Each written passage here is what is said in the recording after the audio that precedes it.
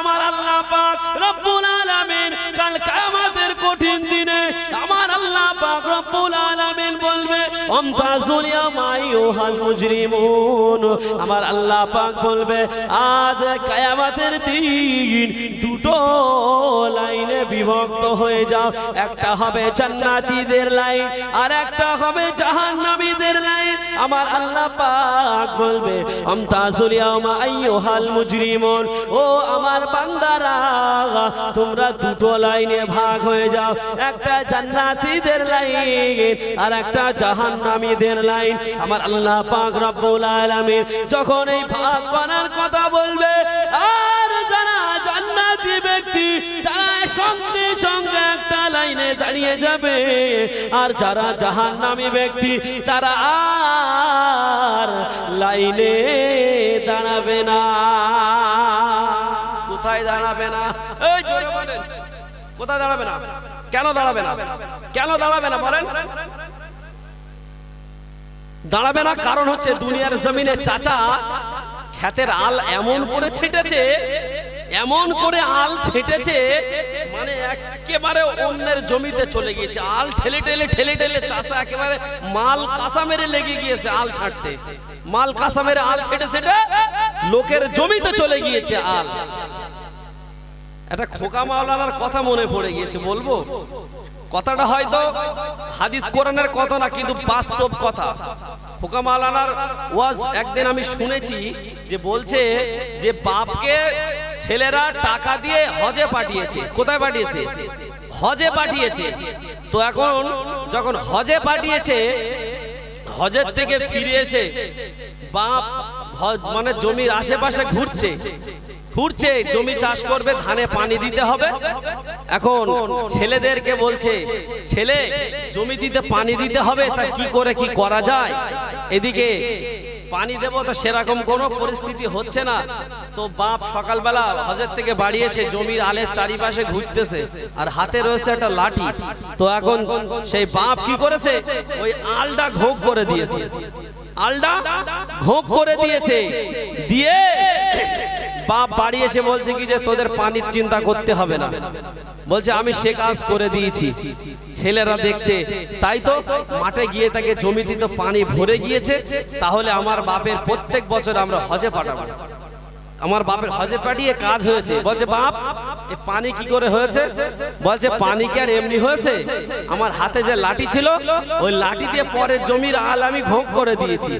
তা ছেলেরা বলছে বাপ এত কষ্ট করে আমি তোমার হজে পাঠালাম, এত টাকা খরচা করে ওই টাকাগুলো সব তুমি সেই ঘোগের মধ্যে দিলে, টাকাগুলো ঘোগের মধ্যে দিলে। আল্লাহ পাক রব্বুল আলামিন কিয়ামতের ময়দানে যখন বলবে দুটো লাইনে ভাগ হয়ে যাও, তারা তো জানবে আমরা সেই ঘোগে দেওয়া মাল, আমরা কোথায় দেওয়া মাল? আমরা ঘোগে গুজা মাল, আমরা গুজেছি এই ঘোগে গুজেছি, ওই ঘোগে গুজেছি, সেই ঘোগে গুজেছি। আল্লাহ পাক বলবে তোরা সেই ঘোগে গুজেছিলিস না, আজকে চলে আয়, তোদেরকে আমি আল্লাহ জাহান্নামায় গুজবো। কোথায় গুজবে? জাহান্নামায় গুজবে। আল্লাহ পাক রব্বুল আলামিন বলবে ও বান্দারে, ও আমার বান্দারে, তোরা দুটো লাইনে ভাগ হয়ে যাও। আল্লাহ বলবে আমতাজুল ইয়াউমা আইয়ুহাল মুজরিমুন, দুটো লাইনে দাঁড়িয়ে যাও। জান্নাতি ব্যক্তিরা চট করে দাঁড়িয়ে যাবে, জাহান্নামী ব্যক্তিরা দাঁড়াবে না। বাবা তারা জানে আমরা দুনিয়ার জমিনে লোকের টাকা মেরে খেয়েছি, আমরা দুনিয়ার জমিনে লোকের টাকা মেরে খেয়েছি, দুনিয়ার জমিনে লোকের হক মেরে খেয়েছি, বোনের ফারাজ ফাঁকি দিয়েছি, লোকের হক মেরে খেয়েছি। আমরা দুনিয়ার জমিনে কত লোকের চুরি করে মাল আত্মসাৎ করেছি, আমরা নামাজ পড়েনি, আমরা রোজা করেনি, আমরা তো একটা হলো হাইব্রিড। আল্লাহ পাক রব্বুল আলামিন আজকের লাইনটা ভাগ করতে বলেছে। আমরা যদি লাইন ভাগ করি আমরা তো ধরা পড়ে যাব, আমরা তো শেষ হয়ে যাব। আল্লাহ পাক যখন লাইন ভাগ করতে বলল, যারা বেনামাজি, যারা বেরোজগার, রোজাদার তারা লাইন ভাগ করলো না, দেখা গেল বাবা তারা সেই জান্নাতি ব্যক্তিদের লাইনে গিয়ে দাঁড়িয়ে গেল। কোথায় দাঁড়ালো? জান্নাতি ব্যক্তিদের লাইনে গিয়ে দাঁড়ালো। কি গো, আল্লাহ জান্নাত দেবে বলে মনে হয়? হ্যাঁ দেবে? কি গো, এদিকে ওদিকে কি দেখছেন আপনারা? এই আমার দিকে খেয়াল করেন, পিছনে যা পারা হোক, হাত অন্তর বাজ পড়ুক, আমার দিকে খেয়াল করেন। আল্লাহর রাসূল যখন সাহাবীদেরকে নিয়ে না দিনের কথা আলোচনা করত, সাহাবীরা আল্লাহর রাসূলের মুখের দিকে চাতক পাখির ন্যায় চেয়ে থাকতেন। তাই বলছে দিনই কত আলোচনায় থাকিতাম আমি অধম, দিনই কত আলোচনায় থাকিত সাহাবাগণ, সামনে রাসূল পাক হতো পাশে সাহাবাগণ, আবু বকর ওমর উসমান আলীর সঙ্গী কেমন হতো,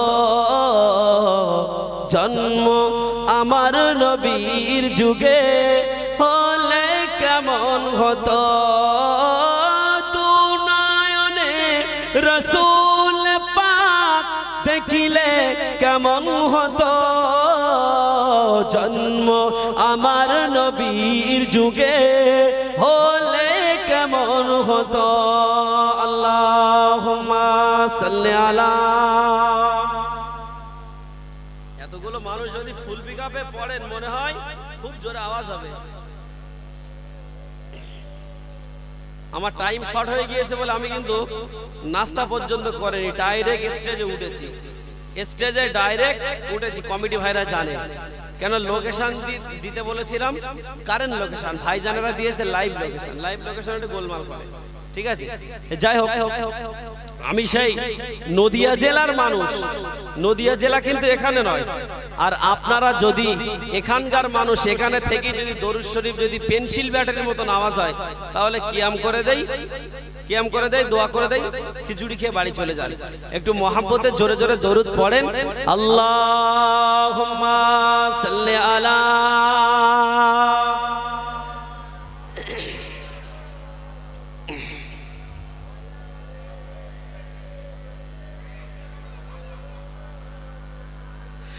जो नबी से मेरे आशना हो गया, जो नबी से मेरे आशना हो गया, उसका दिल आईना आईना हो गया, उसका दिल आईना आईना हो गया, जो नबी से मेरे आशना हो गया, उसका दिल आईना आईना हो गया, कह रहा है खुदा खुद ये कुरान में, खुद ये कुरान में कह रहा है खुदा, कह रहा है खुदा खुद ये कुरान में, जो नबी का हुआ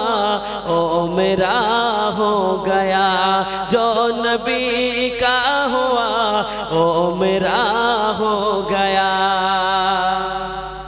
अल्लाह की बोलছে যে जो नबी का हुआ ओ मेरा हो गया, যে নবীকে হয়ে যাবে সে যেন আমি আল্লাহ আমাকে হয়ে গেল। জোরে বলেন সুবহান, জোরে বলে।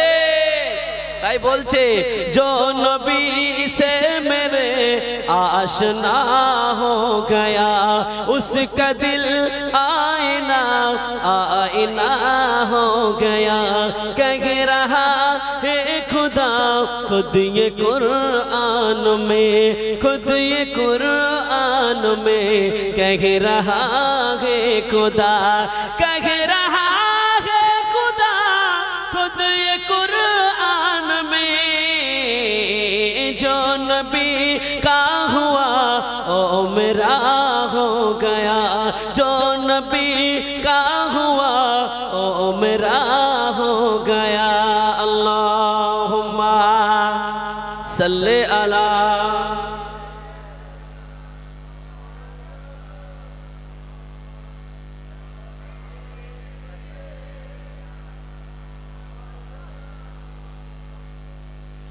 आप अर्शे मुअल्ला गए जिस घड़ी आप अर्शे मुअल्ला गए। आप अर्शे मुअल्ला गए जिस घड़ी नूर से नूर का सामना हो गया। नूर से नूर का सामना हो गया। जो नबी से मेरे आशना हो गया उसका दिल आईना आईना हो गया। अल्लाहुम्मा सल्ले अला।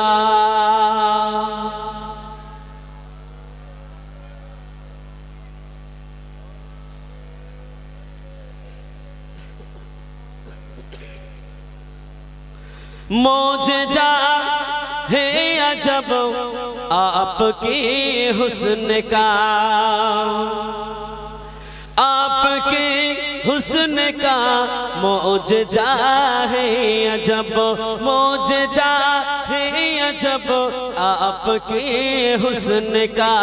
आपके हुस्न का मौजज़ा है अजब। आपके हुस्न का मौजज़ा है अजब।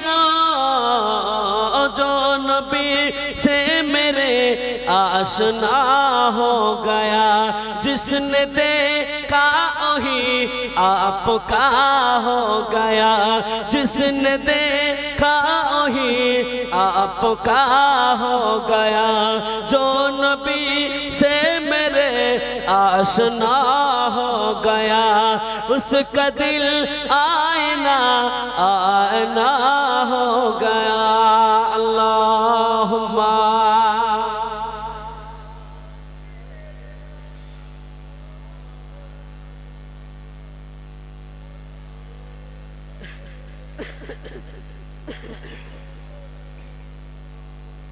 मेरे आका के कदमों के अज़मत है ये। मेरे आका के कदमों के अज़मत है ये। मेरे आका के कदमों के अज़मत है ये। जिस तरफ चल दिए रास्ता हो गया। जिस तरफ चल दिए रास्ता हो गया। जो नबी से मेरे आशना हो गया उसका दिल आईना आईना हो गया। उसका दिल आईना आईना हो गया।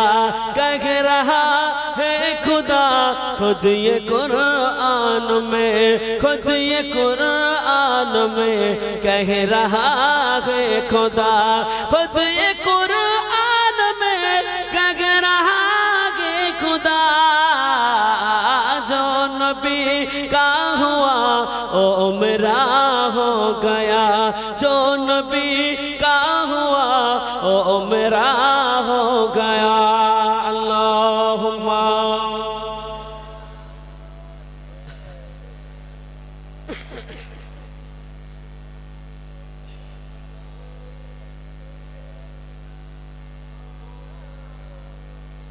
तकबीर दें। नाराए तकबीर। और जोरे दें नाराए तकबीर। जोरे दें नाराए तकबीर। महान इसाले सवाब महान इसाले सवाब कमिटी बृंद যুবক বৃন্দ কমিটি বৃন্দ গ্রামবাসী বৃন্দ নারায়ে তাকবীর নারায়ে তাকবীর। তো বাবাজি যে কথা বলছিলাম আল্লাহ পাক রব্বুল আলামিন কিয়ামতের ময়দানে যখন বলবে তোমরা দুটো লাইনে ভাগ হয়ে যাও, যারা জান্নাতি ব্যক্তি তারা চট করে দাঁড়িয়ে যাবে আর যারা জাহান্নামী ব্যক্তি তারা দাঁড়াবে না। তারা ওই জান্নাতি ব্যক্তিদের পিছনে গিয়ে লুকাবে, পিছনে গিয়ে লুকাবে। ও আমার ভাই জানেরা,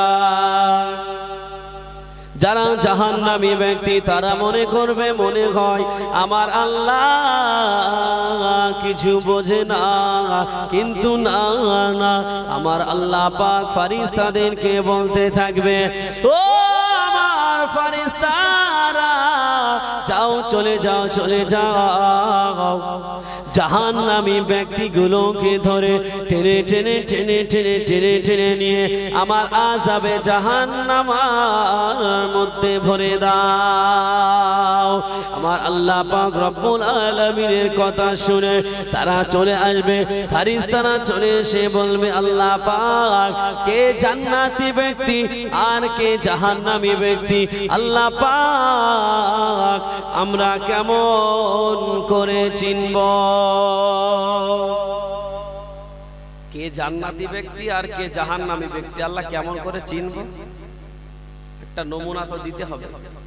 ও আমার ভাইজানেরা, আমার আল্লাহ পাক রব্বুল আলামিন ফারিস্তাদেরকে নমুনা দিতে গিয়ে বলল, ও আমার ফারিস্তারা, ও আমার মালাইকারা, শুনে নাও, জেনে নাও, যারা দুনিয়ার জমিনে নামাজ পড়ার আগে ওযু করেছে, যে জায়গাগুলো ওযুর পানি লেগেছে, আমি আল্লাহ পাক তাদের ওযুর জায়গায় যেগুলো পানি লেগেছে ওই ওই জায়গাগুলো আমি আল্লাহ পাক নূরের আলো পার করে দিলাম। বলুন সুবহানাল্লাহ। যারা ওযু করার সময় যে সমস্ত জায়গাগুলো ভিজিয়েছি, যত দূর মুখমণ্ডল ধৌত করা, হাতের কনুই পর্যন্ত ধৌত করা, পায়ের গাঁটু পর্যন্ত ধৌত করা, তো যেই যে জায়গাগুলো ওযু করতে গেলে ধুতে হয়, ভিজাতে হয়, আল্লাহ বলল আমি ওই ওই জায়গাগুলো দিয়ে আমি আল্লাহ নূরের আলো বার করে দিলাম। বলুন সুবহানাল্লাহ। ইসলামটা কত সহজ একটু শুনে দেখুন। আল্লাহর নবীকে একজন ফলো করত, আল্লাহর নবীকে ফলো করত, তো আল্লাহ রাসূল বলছে, বাবা তুমি কি মুসলমান হবে না? একজন মুসলমান নয়, আল্লাহ রাসূল তাকে বলছে, বাবা তুমি কি মুসলমান হবে না? আল্লাহ রাসূলকে বলছে, আমি মুসলমান হতে পারি, শর্ত হলো আমি কিন্তু নামাজ পড়ব না। কি পড়বে না? নামাজ পড়বে না। আল্লাহ রাসূল বলছে, ঠিক আছে, তোমার নামাজ পড়তে হবে না, তুমি মুসলমান হয়ে যাও, তোমার নামাজ পড়া লাগবে না। আল্লাহ নবীর কথা শুনে সেই ব্যক্তিটা কালমা পড়ে মুসলমান হয়ে গেল।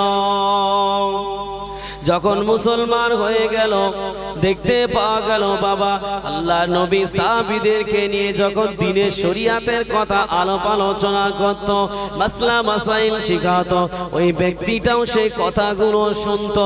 ও আমার ভাইজানেরা, দেখতে পাওয়া গেল বাবা এই মজলিসেতে সকল মানুষ যদি এখন নামাজ আদায় করে, আর যদি আমি বলেন আর আপনি বলেন, কেউ যদি একজন নামাজ না পড়ি, আমার বা আপনার অন্তরে খারাপ লাগবে না লাগবে না? খারাপ লাগাটা স্বাভাবিক, কারণ যে সবাই নামাজ পড়ছে আমি বসে আছি, আমি কি মুসলমান না আমি গরু? সবাই নামাজ পড়ছে আমি বসে আছি, আমি মুসলমান না আমি গরু?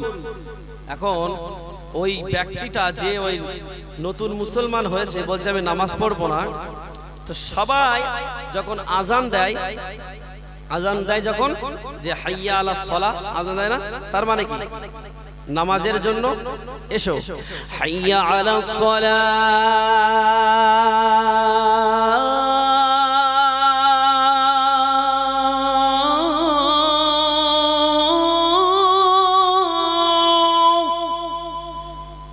নামাজের জন্য এসো। যখন এমন ভাবে আজান দেয়, সব সাহাবীরা, ঠান্ডা এত লেগেছে ওয়াজ করার কোনো মানে পজিশন নেই, সব সাহাবীরা একে একে একে একে মসজিদে চলে আসে নামাজ পড়ার জন্য। এখন সেই ব্যক্তিটা একদিন দুদিন যেতে যেতে তার অন্তরের মধ্যে যেন কেমন একটা খারাপ লাগছে, যে তাই তো, ইস সবাই নামাজ পড়ে, আমি মুসলমান বলে দাবি করি, আমি নামাজ পড়ি না। সে চিন্তা করলো না, আল্লাহ রসুলকে বলছে ইয়া রাসূলুল্লাহ ইয়া হাবিবাল্লাহ আমি আজ থেকে নামাজ পড়ব। আল্লাহ নবীকে বলল ইয়া রাসূলুল্লাহ ইয়া হাবিবাল্লাহ হুজুর আপনার সমস্ত সাহাবীরা আযান দিয়ে দেয় আর কেউ বাড়ি থাকে না, গুটি গুটি গুটি গুটি গুটি গুটি পায় সব মসজিদের দিকে রওনা দেয়। ইয়া রাসূলুল্লাহ ইয়া হাবিবাল্লাহ আমি আর বেনামাজি থাকবো না, আমি আজ থেকে নামাজ আদায় করতে চাই। আল্লাহ নবী বলল যাও চলে যাও, তাহলে তুমি আজ থেকে নামাজ আদায় করে নাও। আল্লাহ রাসূলকে বলল ইয়া রাসূলুল্লাহ ইয়া হাবিবাল্লাহ আমি নামাজ পড়তে পারি, কিন্তু আমার শর্ত হলো আমি উযু করব না। কি করবে না? আল্লাহ রসুলকে বলছি ইয়া রাসূলুল্লাহ হাবিবাল্লাহ আমি নামাজ পড়তে পারি, আমার শর্ত হচ্ছে আমি উযু করব না। আল্লাহ রসুল বলছে যাও তোমার উযু করতে হবে না, তুমি আগে নামাজটাই পড়ো। ও আমার ভাইজানেরা, আল্লাহ নবীকে বলল ইয়া রাসূলুল্লাহ ইয়া হাবিবাল্লাহ হুজুর আমি উযু করতে পারবো না। আল্লাহ নবী বলল বাবা তোমার উযু করতে হবে না, তুমি নামাজটা পড়াই শুরু করো। এমন ভাবে ওই ব্যক্তিটা একদিন দুদিন তিন দিন এমন করে বেশ অনেক দিন হয়ে যায় আর ফলো করে। আল্লাহ নবী সাহাবীরা বিনা ওযুতে কেউ নামাজ পড়ে না। একদিন দেখতে পেল আল্লাহ নবীর কলিজা ছিঁড়া সাহাবী হযরতে আবু বকর হযরতে আলী রাদিয়াল্লাহু তাআলা আনহু ওযু করতে করতে কোনই পর্যন্ত ভিজাতে হয়। হযরতে আলী ওযু করতে করতে তার বগল পর্যন্ত ধুয়ে ফেলেছিল। আল্লাহর নবী সাহাবী হযরতে আলীকে বলল ভাই আলী আল্লাহ নবী তো বলেছে কোনই উপর পর্যন্ত ধুতে, তুমি কেন এই বগল পর্যন্ত ধুচ্ছ? আল্লাহ নবী সাহাবী হযরতে আলী জবাব দিয়েছিল ভাই আল্লাহ নবী বলেছে উযুর পানি যেখানে যেখানে লাগবে সেই পর্যন্ত কিয়ামতের দিন আমার আল্লাহ পাক নূরের আলো পার করে দেবে। বলুন সুবহানাল্লাহ। ও আমার ভাইজানেরা, ওই নতুন মুসলমানকে বলছে ভাই আমার কোনই পর্যন্ত কেন আমার হাতটা লাইট হবে, আমার হাতটা পুরো বগল পর্যন্ত যেন লাইট হয়ে যায়। এই না কথা মনে করে আমি আমার কোনই পর্যন্ত নয়, আমার বগল পর্যন্ত আমি ভিজিয়েছি। বলছে ভাই তুমি উযু করছো, আল্লাহ রাসূল তো বলেছে কোনই পর্যন্ত বা কোনই উপর পর্যন্ত ধুতে, কিন্তু তুমি দেখছি বগল পর্যন্ত ধুচ্ছ। বলছে আমার নবী বলেছে ওযুর পানি যেই যেই যেই জায়গায় লাগবে, যেই পর্যন্ত লাগবে কিয়ামতের দিন সেই সেই জায়গা লাইট হয়ে যাবে, লাইটের মতো উজ্জ্বল হয়ে যাবে। তা বলছে তাই? সেই ব্যক্তিটা বলল ঠিক আছে, তাহলে আমি উযু করব না, আমি এবারে 5 ওয়াক্ত নামাজে প্রত্যেকদিন আমি উযুর বদলে গোসল করব। জোরে বলে, জোরে বলে। ও আমার ভাইজানেরা, ওই ব্যক্তিটা উযুর বদলে গোসল করে নিয়ে পুরা শরীরটা ভিজিয়ে আল্লাহ নবীর কাছে চলে গেল। ইয়া রাসূলুল্লাহ ইয়া হাবিবাল্লাহ হুজুর আমি দেখেন গোসল করে চলে এসেছি। আল্লাহ নবীকে বলল, আল্লাহ নবী বলল কেন এখন তুমি গোসল করেছো? আল্লাহ নবীকে বলে ইয়া রাসূলুল্লাহ ইয়া হাবিবাল্লাহ হুজুর আমার উযুর জায়গা আমার মুখটা লাইট হবে, আমার বুকটা লাইট হবে না, আমার হাতটা লাইট হবে, আমার পিঠটা লাইট হবে না, আমার পাটা লাইট হবে, আমার মাথাটা লাইট হবে না। ইয়া রাসূলুল্লাহ ইয়া হাবিবাল্লাহ আপনি তো বলেছেন উযু করতে গেলে যেখানে যেখানে পানি লাগে সেই সেই জায়গা দিয়ে কিয়ামতের দিন আমার আল্লাহ পাক নূরের আলো পার করে দেবে। ইয়া রাসূলুল্লাহ ইয়া হাবিবাল্লাহ হুজুর, আমি ওই না কথা মনে করে, আমি ওই না কথা চিন্তা করে আজ থেকে নিয়াত করে নিয়েছি আমি আর উযু করব না, 5 ওয়াক্ত নামাজে ডাইরেক্টলি গোসল করে নেব। বলুন সুবহানাল্লাহ। বলছি ইয়া রাসূলুল্লাহ ইয়া হাবিবাল্লাহ, আমি নিয়াত করে নিলাম আজ থেকে 5 ওয়াক্ত নামাজে ডাইরেক্টলি গোসল করব।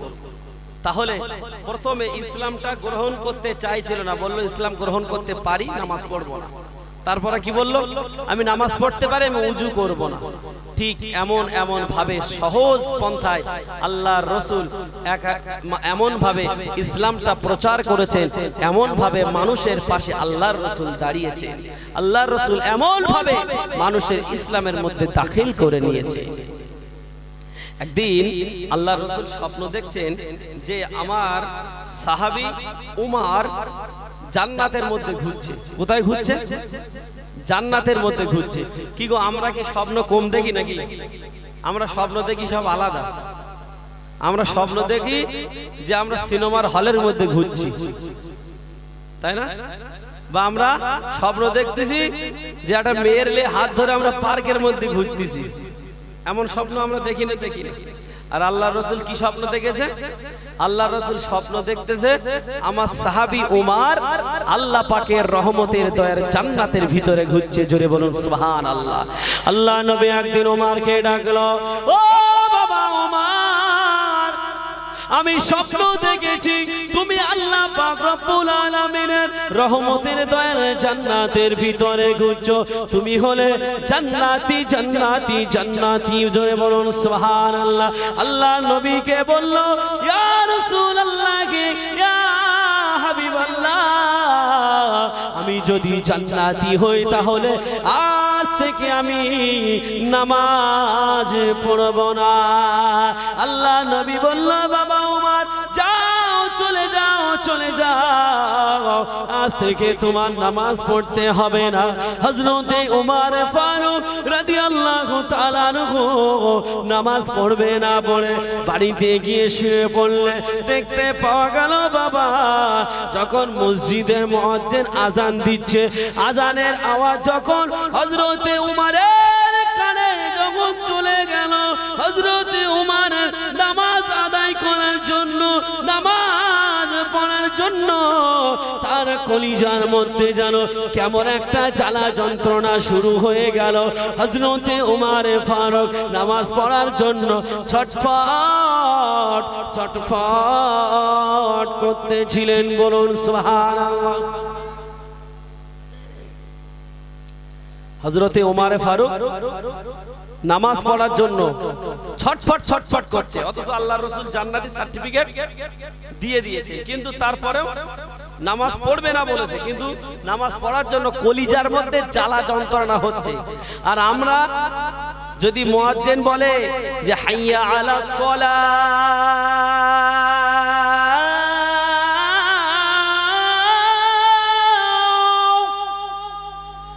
আর আমরা বলি মসজিদের সাইড থেকে পালা, বলি না? বলি হ্যাঁ, হাইয়া আলাস সালাহ, নামাজের জন্য আসো, আর আমরা বলি হাইয়া আলাস সালাহ, মসজিদের সাইড থেকে পালা।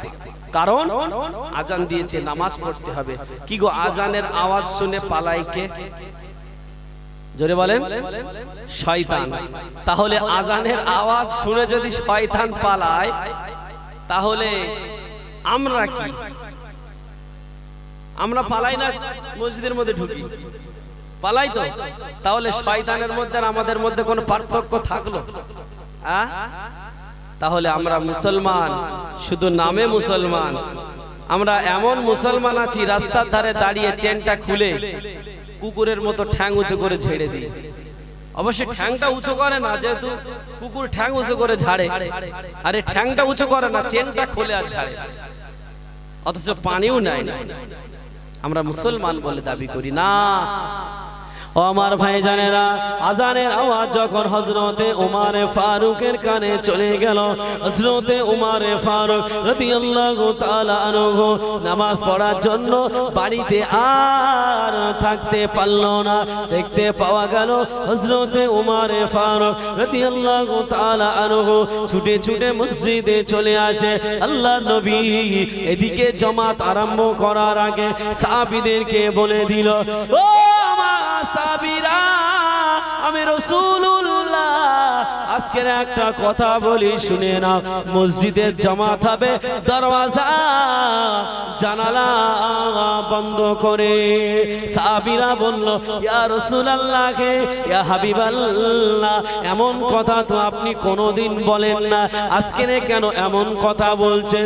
আল্লাহর নবী বলল, ও আমার সাহাবীরা, আমি রাসূলুল্লাহ, আমি যেটা জানি তোমরা সেটা জানো না, আমি যেটা বুঝি তোমরা সেটা বোঝো না, আমি যেটা দেখি তোমরা সেটা দেখো না, আমি যেটা বলছি তোমরা সেটা করো। আল্লাহ নবী মসজিদের দরওয়াজা জানালা বন্ধ করে দিয়ে জামাত আরম্ভ করে দিল। হযরতে ওমর ফারুক এমন সময় মসজিদে এসে দেখে মসজিদের দরওয়াজা বন্ধ, জামাত শুরু হয়ে গেছে। কি শুরু হয়ে গেছে? জামাত শুরু হয়ে গেছে। এখন বাড়ি ফিরে যাবে না কি করবে বলেন? আমরা হলে কি করতাম?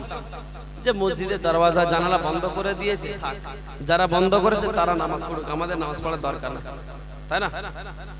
ও আমার ভাইজানেরা, দেখতে পাওয়া গিয়েছে হযরতে ওমর ফারুক রাদিয়াল্লাহু তাআলা আনহু একবার মসজিদের জানলার দিকে যায়, কোন রকম ভাবে মসজিদে ঢুকতে পারে না। আবার একবার মসজিদের দরওয়াজার দিকে যায়, মসজিদে ঢুকতে পারে না। এমন সময় হযরতে ওমর ফারুক রাদিয়াল্লাহু তাআলা আনহু জোরে মসজিদের দরওয়াজায় আঘাত করলো, মসজিদের দরওয়াজা খুলে গেল। হযরতে ওমর ফারুক আল্লাহর নবীর পিছনে জামাতে নামাজ আদায় করার পর তার কলিজার ভিতরে জ্বালা যন্ত্রণা ঠান্ডা হয়ে গিয়েছিল। বলুন সুবহানাল্লাহ। আল্লাহর নবী সালাম ফিরিয়ে হযরতে ওমরকে বলল, বাবা ওমর, তুমি দরওয়াজা কেন ভাঙলে বলো? আল্লাহর নবীকে কাঁদো কাঁদো চোখে বলল, ইয়া রাসূলুল্লাহ, ইয়া হাবিবাল্লাহ, হুজুর আপনি আমার বেয়াদবি মাফ করে দিন, আপনি আমার বেয়াদবি ক্ষমা করে দিন। আমি নামাজ পড়বো না বলে আমি বাড়িতে গিয়েছিলাম, কিন্তু যখন আজানের আওয়াজটা আমার কানে আসলো, নামাজ পড়ার জন্য আমার কলিজার মধ্যে জ্বালা যন্ত্রণা শুরু হয়ে গেল। ইয়া রাসূলুল্লাহ, ইয়া হাবিবাল্লাহ, নামাজ পড়ার জন্য আমি ছটফট ছটফট করছিলাম। ছুটে ছুটে মসজিদে চলে আসলাম, দেখলাম দরওয়াজা জানালা বন্ধ। আমি জামাতটা ধরতে পারবো না। আমার কিয়ামতের কথা মনে পড়ে গেছে।